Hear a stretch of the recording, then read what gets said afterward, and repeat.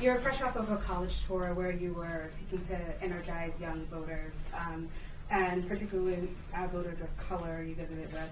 But as we've seen, campuses across the country have become places where we've seen a lot of dissent on the U.S. stance on the Israel war, and a lot of concern for the treatment of Palestinians and casualties. Is there a fear of your administration of alienating young voters, particularly young voters of color? And what is your message to them as they continue to protest the conditions there?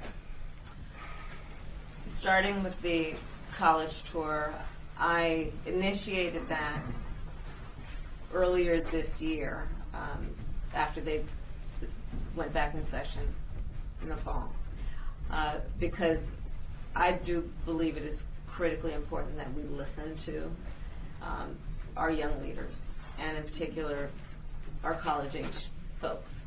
And there are a number of issues that they care about, and I want to hear directly from them about, and be able to be there and also answer their questions.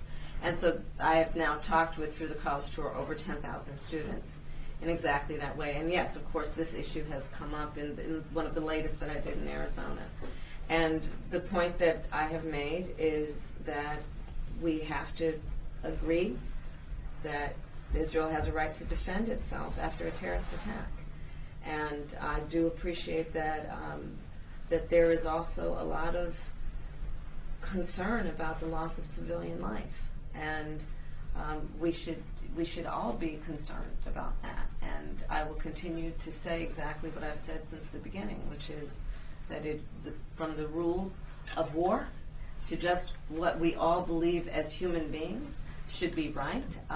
We don't want to see any intentional targeting of human life as it relates to civilians. But for those young people, is there a concern that you could alienate them? We have an election coming up.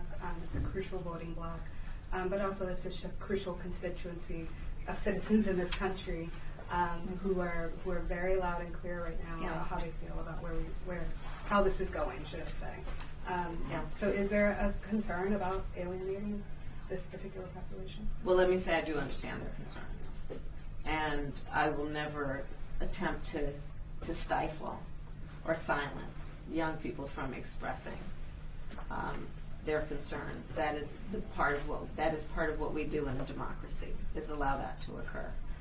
My position on the issue remains, as I've repeated now a couple of times, but it is important that we create environments for our young leaders to express themselves. Nadia? In Gaza again, UNICEF said that there's 400 children either being killed